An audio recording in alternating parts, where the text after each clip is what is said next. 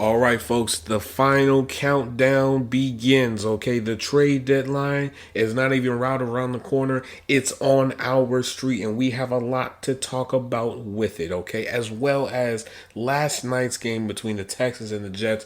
There might be some red flags that are starting to pop up with a certain quarterback that we need to talk about, okay? As well as a controversial topic that needs to be addressed with all the conundrum that is going on with this Anthony Richardson situation, which is why aren't cornerbacks not being allowed to develop? I think it is a topic that for quite a while we've probably put off, and I think this is probably the perfect opportunity to talk about this. Okay, we're going to try to keep this thing light and right. Okay, all of this and more. Okay, on the 46th episode, that's right, 46, we are not too far away from being 50 episode cast game, okay?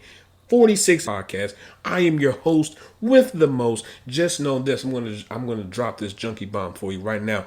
Two big major trades are going to happen before the trade deadline. You heard it here first on the Football Junkies podcast. I am your host, your GM who currently is not on the team right now, but don't you worry about that, okay? I'm all these things and more, okay? I'm your chief bag roll dominance, okay? I'm your chief meteorologist for the bag, okay? I am all these things and more, but best believe the most important title that you must know and remember is I'm your host, Kale. You already know what I'm getting ready to say, okay? So guess what? Now, you're probably driving, you're probably cleaning, you're probably doing something, but guess what? Well, if you're driving, keep on driving. Just keep on driving, okay? Focus on the road. But for everybody else, guess what? Stop what you're doing, and on 3, 1, 2, 3, let's lock in.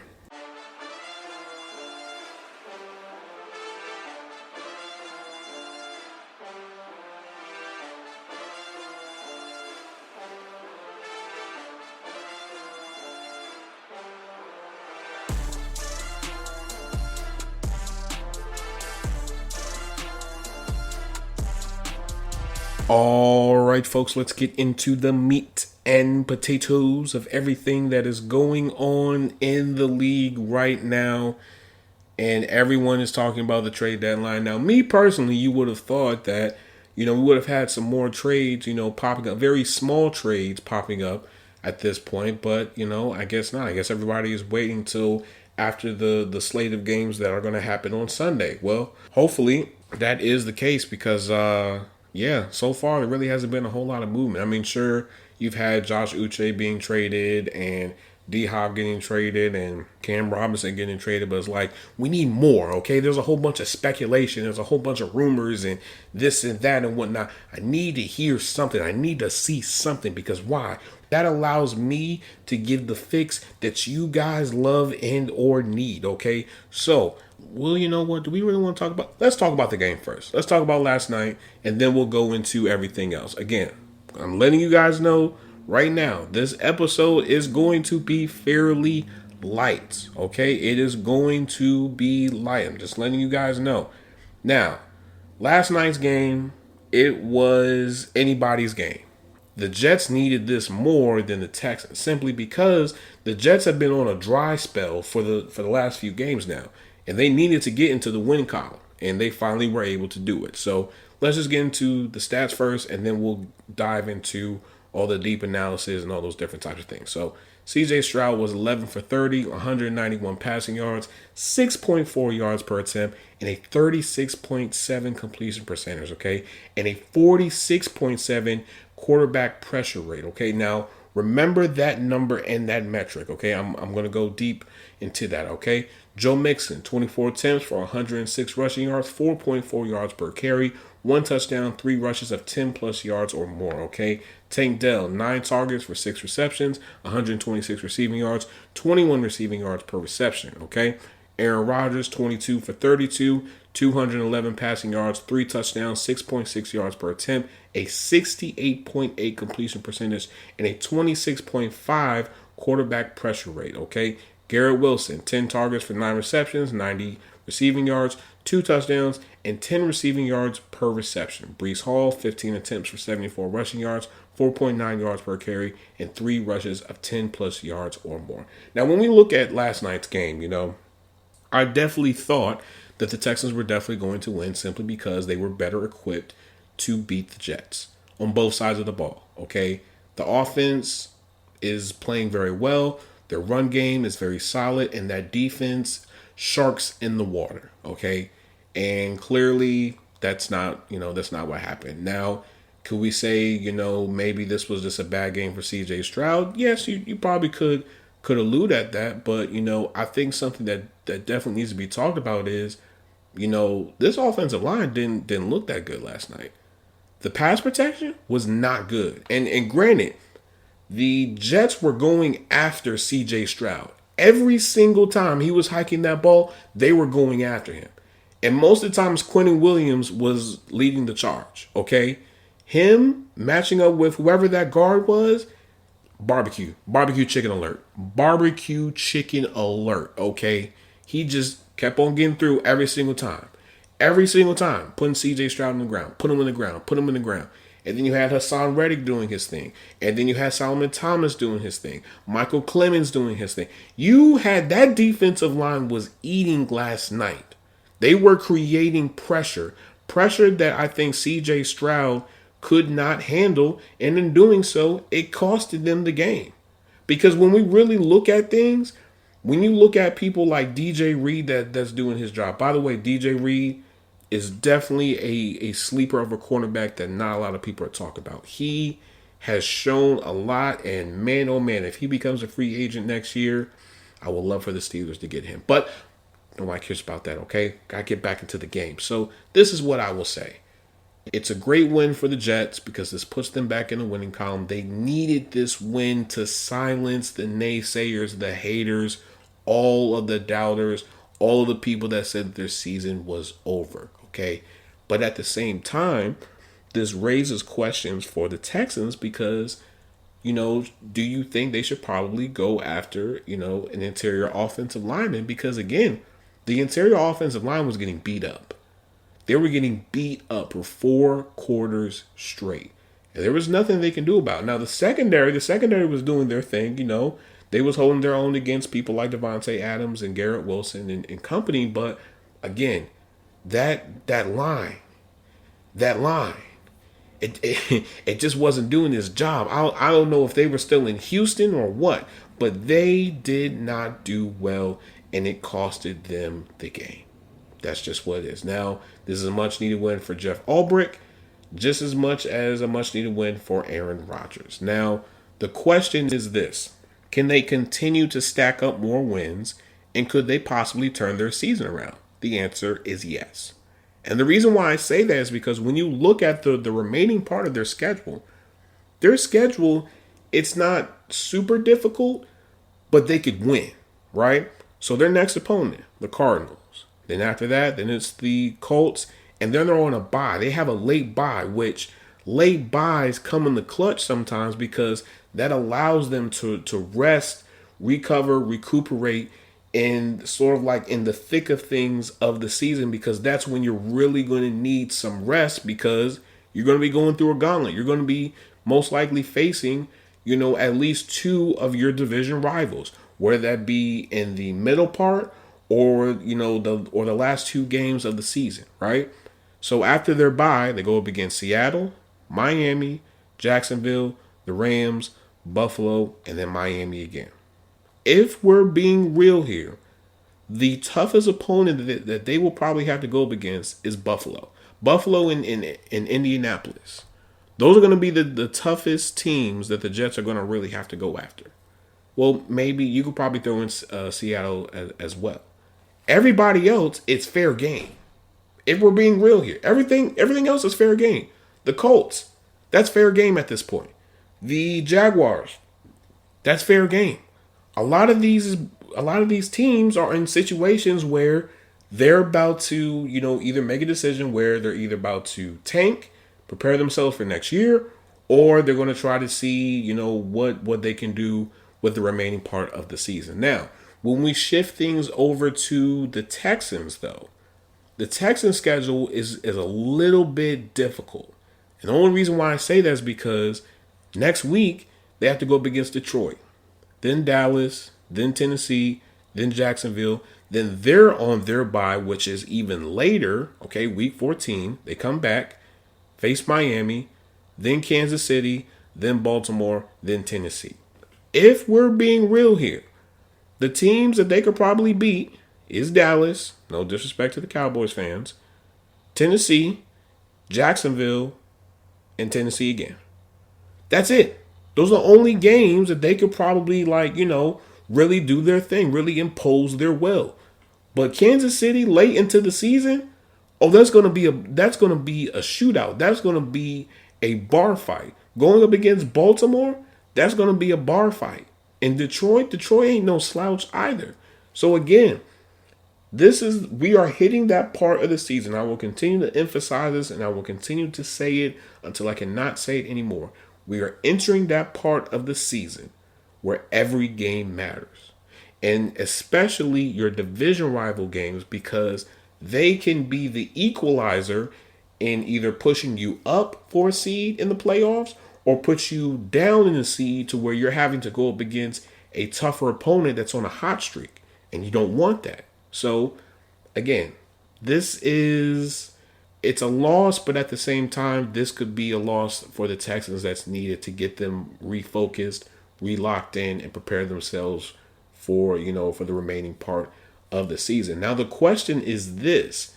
With Stephon Diggs being out for the season, should the Texans probably go after a receiver as well? I think it's something that they would have to probably consider at this point, because Joe Mixon, he was doing his thing. When Joe Mixon was getting the ball, he was doing his thing. They were getting first downs. They were extending the field and whatnot. But again, CJ Stroud just did not look like himself last night. Some of the throws, some of those routine throws, he just was not making. And, he was getting beat up. He was getting beat up pretty bad last night. So hopefully, he can have a turnaround game and, silence a lot of the critics and whatnot that are saying he's going through a sophomore slump and all those different types of things. Now, let's go into something that is a little bit more controversial that I think definitely needs to be addressed at this point with everything that is going on with Anthony Richardson. And that is the lack of quarterback development and the lack of patience that is given to a lot of these quarterbacks. At first, I was definitely one of those people that was on the fence about this. And I was like, you know what? Maybe he was tired. Maybe he just didn't really, maybe he just needed to catch his breath or something. But it's like sometimes when we say things publicly, they come back to haunt us, right? And there was a podcast that he was on. I forgot what the podcast is. My apologies to them. No disrespect to them. And he basically said, the NFL is easy. It's not really that hard. And, that's false. That's false, my friend. That is very false. Because when we look at things, if the NFL was so easy, there wouldn't be a whole bunch of people fighting for roster spots. There wouldn't be a whole bunch of people that are settling for being on the practice squad for 2 or 3 years and never get a real opportunity to have a starting role. Let's be real here. Let's really be honest here. Because, when you say things like that and then you come out publicly and then you say, yeah, man, I was just tired. They're going to eat you up, man. They are going to get you.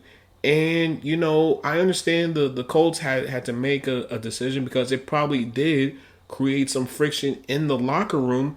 But at the same time, you knew what you were getting when you drafted Anthony Richardson. You knew that you were getting somebody that did not have a whole lot of playing experience. You know that he was a late bloomer. You knew that.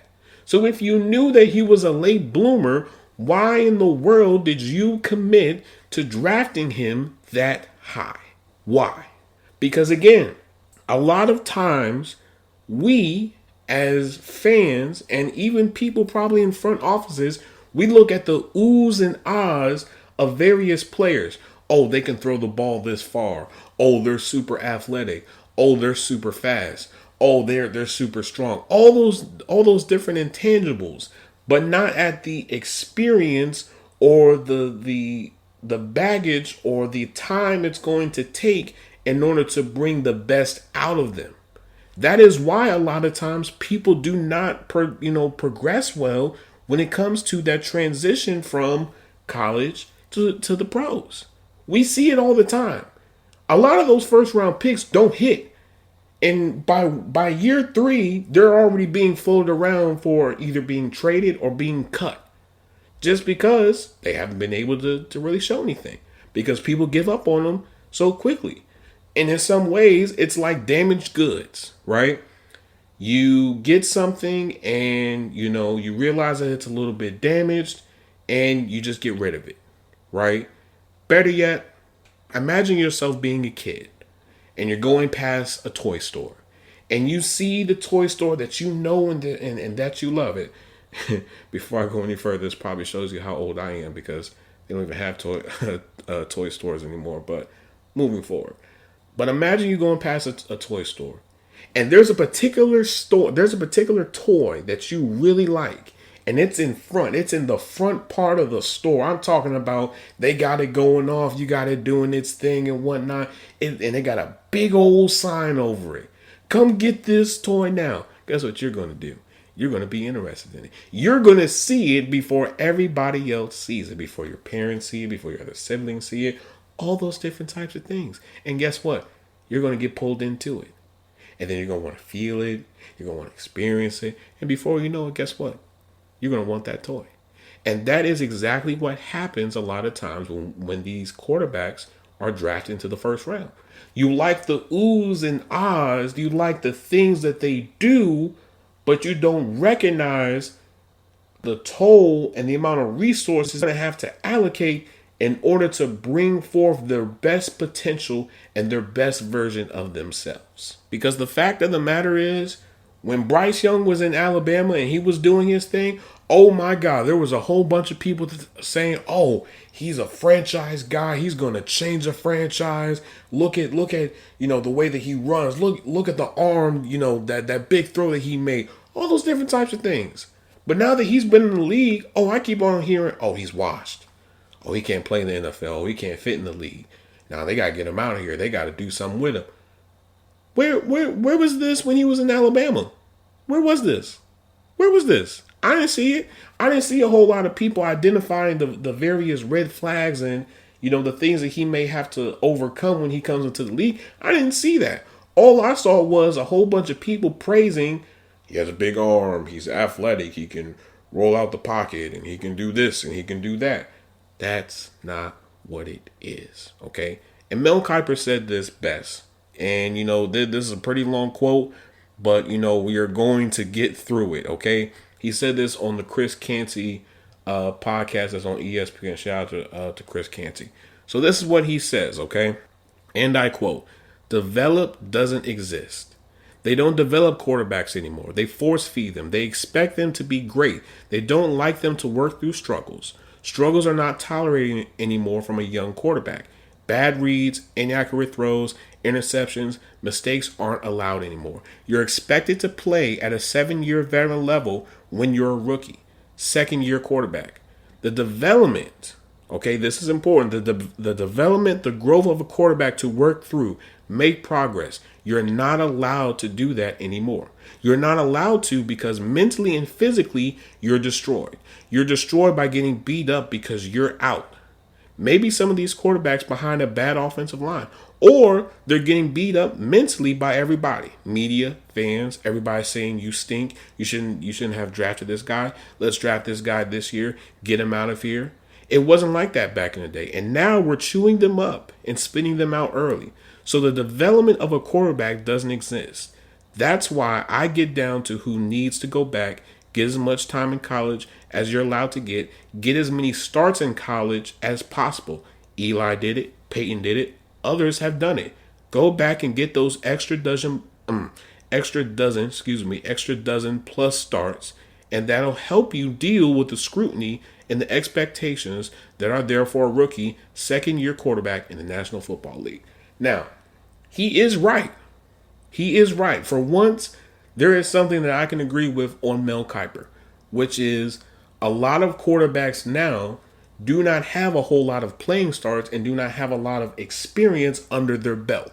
We see on a yearly basis at least three quarterbacks that are drafted in the first round, they do not succeed. Now, some of that is because of the situation that they are, put into. Some of that is because of a lack of attention that the front office, gives them. Some of that is because of, them not having the right coaches and whatnot. But a lot of times they get thrown away like what? Damaged goods.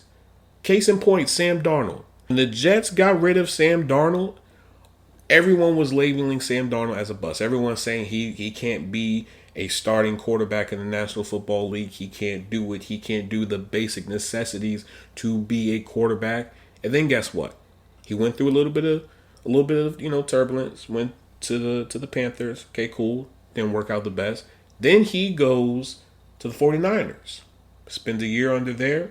Okay, cool. Goes to the Vikings. Has an opportunity to compete with J.J. McCarthy. Unfortunately, J.J. McCarthy gets hurt. He becomes a starting quarterback. And now we are seeing the best version of Sam Darnold that we have ever seen. This was the version of Sam Darnold that everyone thought that the Jets were going to get. But a lot of times when you are put into bad situations, like a lot of these quarterbacks are, the expectation is you are the game changer. You are the person that changes everything, that creates a culture and exceeds all expectations, when it's like, no, you can't do it. And a lot of times it's even more difficult for quarterbacks who are coming from, well, not coming from, but who are coming after a legendary franchise quarterback. Because instantly what's going to happen is there's going to be a comparison.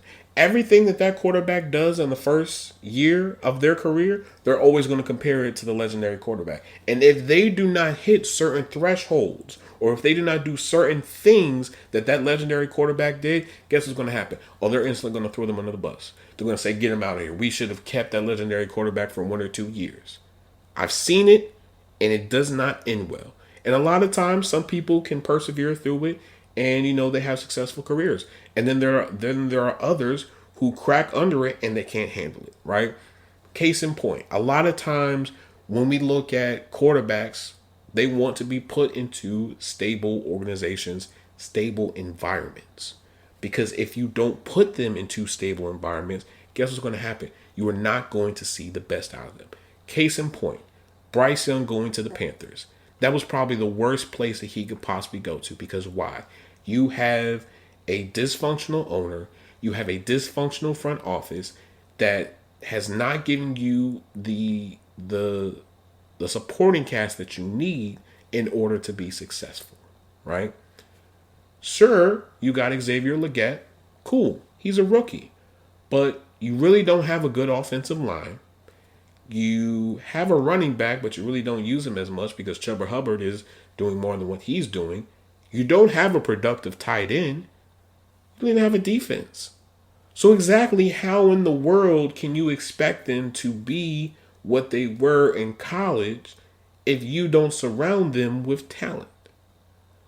A lot of times, quarterbacks are kicked to the curb because a lot of times GMs are in the mindset that, college always produces at least 3 to 5 starting caliber quarterbacks a year. And so some people, they'll just say, you know what, we'll just chop it up to the game. We realize that we messed up. We'll try again. And keep trying again and keep trying again and keep trying again, waiting to see for one quarterback to hit. And by the time they do that, they done wasted years of prime players' careers. We see it all the time. And even then, when we go back to this Anthony Richardson situation, you have to allow him to go through the bumps and bruises that is to be a franchise caliber quarterback. You're going to face backlash. You're going to upset some people in your locker room, in the front office, in the organization of your team. You're going to. But guess what? This is how you learn. This is how you become better. This is how you grow. And if you don't do it now, guess what? You'll never have a chance to do it. But let's get into some comparisons, okay? Because I was able to do a comparison of 3 different quarterback classes, okay? So we're going to do the quarterback class of 2023 with Anthony Richardson was in. We're going to do the 2004 quarterback draft class. A very great quarterback draft class. And then we're going to do the 2018 quarterback draft class, okay? So in 2023, right, Anthony Richardson had only started 13 games in college. 13 games. Bryce Young started 27 games in college. CJ Stroud started 25 games in college, right? Now you're probably saying, you probably have to factor in COVID and those different types of things, and you probably can. You most likely are going to have to. But the fact of the matter is, Anthony Richardson has the least amount of college starts than the other first round quarterbacks in both Bryce Young and CJ Stroud. That's not good. That's not good. I get it. Your draft stock may be high. I get it. You may see that you're being mocked super high, and with you being mocked super high, that means you make more money than everybody else. I get all that. But there's at some point, sometimes it's just best to just spend that 1 more or 2 more years just so you can get more starts. Because again, the old saying goes, experience is his best teacher. And how in the world can you be better equipped, better experienced to go to the next level of playing football if you don't have a whole lot of experience, right? That's like giving somebody who has no experience a manager job to oversee, 30 people when they don't have no experience doing it. They're not gonna succeed. They're not. It's instantly going to be a fail. Now, when we look at the 2004 quarterback draft class, Eli Manning had 43. Big Ben had 38. Phillip Rivers had 49 college starts. 49. Now, that transitioned over to when they were drafted and they got into the league because a lot of the things that they saw and that they experienced in college, they can now take that with them, right? There wasn't a whole lot of teaching that these teams had to do for these quarterbacks because why? They were seasoned. They know what to do. They know different cadences, formations, all those different types of things. Even then, if you wanted to come back even a little bit more recent, 2018, Lamar had 38 college starts. Josh Allen, 27. Sam Darnold, 27. Baker Mayfield, 48. Josh Rosen, 30. You're seeing a pattern here, right? A lot of these quarterbacks are prepared not only mentally, but they are prepared physically for the toll that is expected of them when they go into, the NFL. Compared to Anthony Richardson, who's only had 13 college starts, and he's young, so he's still trying to understand all of these things now. Compared to a lot of these quarterbacks who they've already gone through, various different things, and they know this and they know that, and all those different types of things, right? And when we look at it, there is a lack of development. Case in point, the 49ers. The 49ers, when Trey Lance was coming out of North Dakota State University, oh my God, they were head over heels for him. They moved all the way up. They moved past 5 spots to get Trey Lance. And as soon as Trey Lance got hurt, and then once he started to not really to struggle a little bit, and then you had various people, various Hall of Fame players that used to play for the 49ers like Joe Montana and Steve Young say certain things about Trey Lance. Oh, it was over. That experiment was over. They shipped him. They shipped him off to Dallas. Never to be seen from or heard from again. Now he's a backup. I don't even know when he'll get another opportunity to play again. That is just one of the few, well, not even few, but many examples of teams who just completely just give up on a quarterback. And I get it. You want them to be the face of the franchise, and you want them to win games, and you're in the business to win games, and I get all that. I really do, but I feel like we don't give quarterbacks enough grace to go through the bumps and bruises of being a franchise quarterback, because a lot of times These quarterbacks are being thrusted into the leadership role. You are now the face or one of the faces of this team, right? And so that is a lot to tack on for a rookie, regardless of how old they are, regardless of whatever accomplishments that they have. That's a lot to take on, right? And even then, this goes back to a stat that I pulled up in previous episodes ago. I think it was the episode with the Curse of the First. But basically, Himbo. If you don't know who Himbo is, he's one of the people for ESPN for Get Up. He compiled some stats, and so basically he found basically 20 drafts spanning from 2000 to 2018, right? And basically, here is the percentages of hit or miss rates based off of the position, right? Quarterback, 26 hits, 30 misses, a 46% hit rate. A 46% hit rate. That is not good. That is not good. And of that 46%, you could probably flex it a little bit simply because, again, it's also really based off of what situation that they are put into. Because sometimes some quarterbacks are lucky enough to be drafted into a stable organization like the Ravens, like the 49ers, like the Patriots, like the Steelers and whatnot. Stable organizations that are going to give them, not only time, but also going to try to surround them with weapons just to see, okay, what do we have in this quarterback, right? Perfect example, Kenny Pickett. Kenny Pickett was supposed to be the leader of the team. But because of his actions and not wanting to suit up, to be the backup quarterback for Mason Rudolph, that ruffled the feathers within the locker room. And then to even put more fuel to this flame, they tell him we're going to bring in competition. They told him that. They told him that before they made any of the decisions that they made. Prior to getting Russell Wilson and whatnot, they said, we are going to bring in competition so we can try to bring the best out of you because we still believe in you. And guess what? He didn't like it and he left. He wanted out because he couldn't handle it. Again, quarterback, it's not what people think it, what people think it is. It really isn't. If you are a quarterback next year in next year's draft, you sort of have to consider, hey, do I want to wait another year and, build up more reps and, get myself better prepared?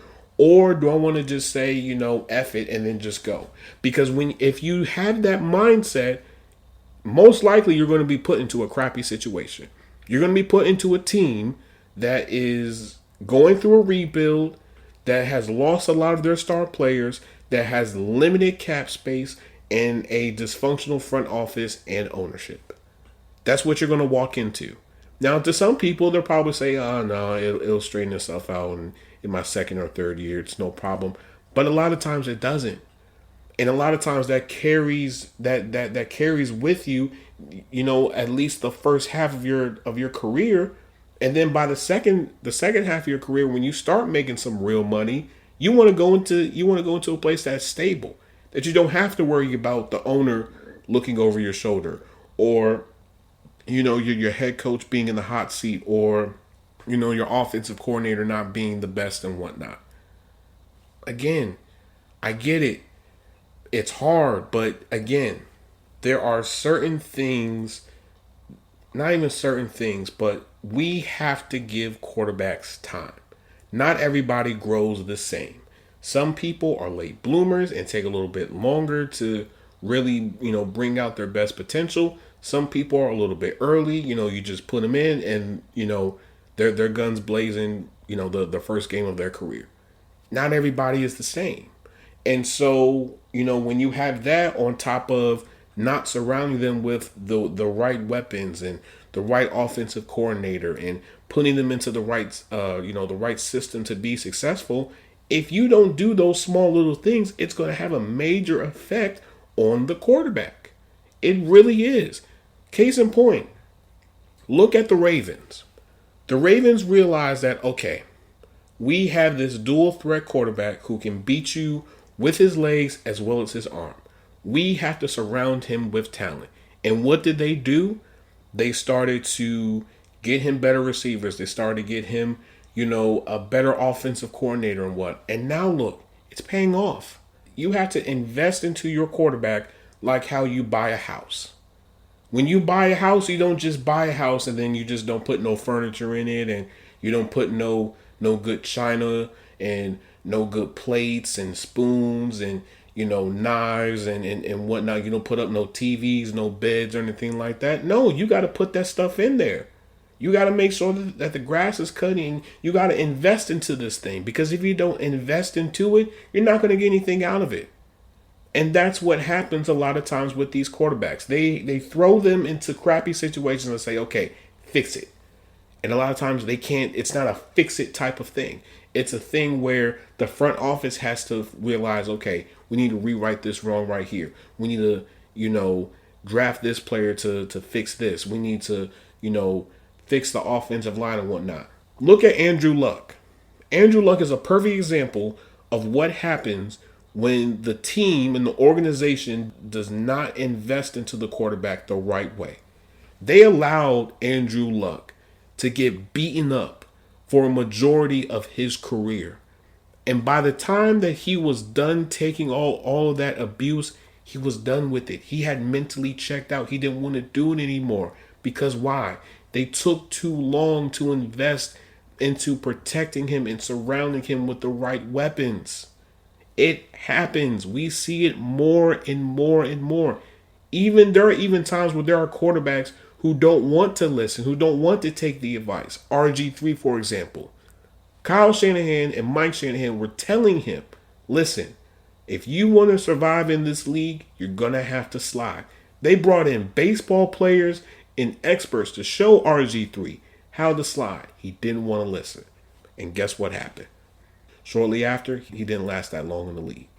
So again, moving forward, I think we as fans have to be a little bit more graceful with these quarterbacks. Yes, it's not fun losing. Yes, you want to have bragging rights when you go in the barbershop, when you go to school, when you go to work, when you're spending time with your family. But again, they are human just as much as we are. Now I'm going to end this episode with the trade talk, because yes, we have to end it with trade talk, because why? I mean, we're only a few days away, before the trade deadline is over. So these are just a few names that I thought of, and there probably will be more, and hopefully we'll have a very active trade deadline, season. So I have Bryce Young, Buda Baker, Tre'Davious White, David Godchild, Mike Williams, Cortland Sutton, Jacoby Myers, Greg Newsome, Adoree Jackson, Darius Slayton, Mike Edwards, and Zadarius Smith. Now, for Bryce Young and Buda Baker, I left them blank simply because I don't know where exactly they would go. I really don't, especially for safeties. Safeties are very. It's very rare to see a safety like really get traded to a better situation. Even when you really break it down, where could someone like a Buda Baker go? Because everybody else has a pretty good, solid safety. Honestly speaking here, like, where could you really go? Same thing for Bryce Young. You wouldn't be the third string quarterback. You'd probably be the fourth string quarterback or practice squad quarterback, right? Tre'Davious White, me personally, I would say either the Chiefs or the Commanders, just because he is a veteran corner.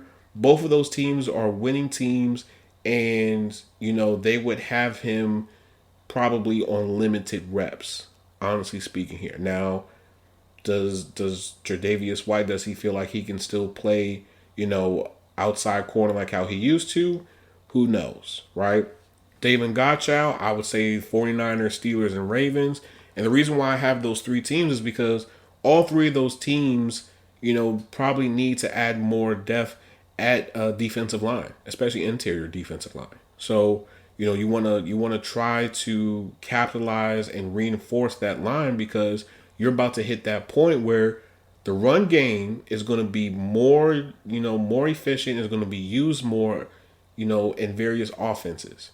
So you want to make sure that line is not only creating pressure, but is limiting the run. Okay. Mike Williams, Texans, Steelers, 49ers, and Commanders. The Commanders do need another receiver. The Steelers do need another receiver. The 49ers definitely need another receiver. And the Texans need another receiver, especially with Stephon Diggs, going down. And especially for the 49ers with, Brandon Ayuk being out for the season. So, could he possibly, be moved soon? I really don't know. Especially, with Alan Lazard going down last week and being put on IR, not last week, but yesterday, and him being put on IR, that, shifts the focus of Mike Williams now being more involved in the offense. Same thing with Courtland Sutton. Courtland Sutton is going to be looking for more money. So, the Broncos are winning right now, so I don't think the Broncos will want to give up, Courtland Sutton. If they do, it would have to be something significant. I don't think it would have to be, something like a 4th or 5th round pick. Like, you would have to talk about almost maybe a 1st round pick for maybe Courtland Sutton. Jacoby Myers, that's very unique. He's very unique simply because, the Raiders, I don't know if the Raiders will be willing to get rid of Jacoby Myers. I don't know. And if they do, the question is, what would be the asking price for it? Because you can't demand more than what Devontae Adams, went for. You can't. Simply because he still has a few years left on his deal. He has a pretty fairly high cap hit, I think around $10 million, if I'm not mistaken. So, you have all those different types of things. Greg Newsome, that's a very unique one. The Commanders do need another corner. And, you add a young, feisty corner in Greg Newsome to that Commanders defense, that's a problem. That's a big problem. That is a very big problem. Same thing, with the Chiefs. The Chiefs, they want to bolster up that defense a little bit more. So, what better person than to do it with, Greg Newsome. Same thing with Adoree Jackson. He's not really being utilized as much with that Giants defense. So maybe it's time for him to, to be put into a different situation. Darius Slayton, I'm skeptical with Darius Slayton simply because, are the Giants going to try to extend him before the season is over? Are they, keeping him for the next quarterback that they draft? What exactly are they going to do for Darius Slayton? Because again, outside of Malik Neighbors, he's the second best receiver on that team. Jalen Hyatt, I couldn't tell you the last time that he's done something, honestly speaking here. Mike Edwards, again, I don't know because he's a safety. And, safeties really aren't traded as much.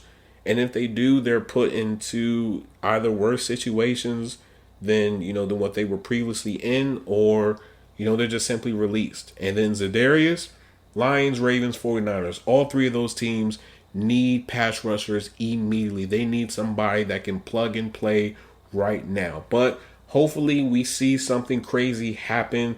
Who knows? You may see something after this episode. Because remember, every time that we are getting ready to start the episode, or doing the episode, or the episode is getting ready to be published, guess what? Something happens. Before I end this episode, I do have to break some news. Unfortunate news. Guard Kenyon Green for the Texans is out for the season with a shoulder injury. My guess is probably a torn pec or something like that, but prayers to him and whatnot. Hopefully he makes a speedy recovery. The question is, what are the Texans going to do now? Because I know they have Kendrick Green. The question is, are they going to move forward with him for the rest of the season, or are they going to try to bring in somebody else to possibly, add reinforcements in? I don't know. Who knows? Just have to wait and see. But I'm going to end this episode here. If you guys like what you are listening, please like, share, subscribe, turn that notification bell on, download the episodes, leave a 5-star review, leave comments under the Football Junkies podcast, wherever you get your daily Football Junkies fix, okay? For my YouTube people, Football Junkies Pod, okay? Football Junkies Pod. When you go on the YouTube, there's a link tree. You click on that link tree. It will take you to anywhere and everywhere that we have Football Junkies related content, whether that be not the YouTube, well, of course the YouTube, but Spotify, RSS feed, Apple Podcasts, TikTok, Instagram, wherever that we can satisfy and give you guys the football fix that you guys love and or need, okay? For my TikTok people, Football Junkies Pod, okay? Football Junkies Pod. Now, the YouTube is up there in the bio as well. I know, got to put out those clips. Going to start working on those clips after this episode. For my Instagram people, football_junkies pod. Okay, football_junkies pod. Junkies pod is not what? It is together, not spaced. It is together, not spaced. Junkies pod is together. Always, I hope I gave you guys the fix that you guys need. I love you guys. I appreciate you guys so much for listening. Hey, who knows? We might see some motion going around with these trades. Who knows? Stay tuned. I just know anything crazy happens, I will be the first to report it and to let you guys know my thoughts about it. So peace and love. Have a great weekend. Drink some water. Go outside. Look at, get some sunlight and whatnot. All those great things and more. Peace and love. I'm out of here.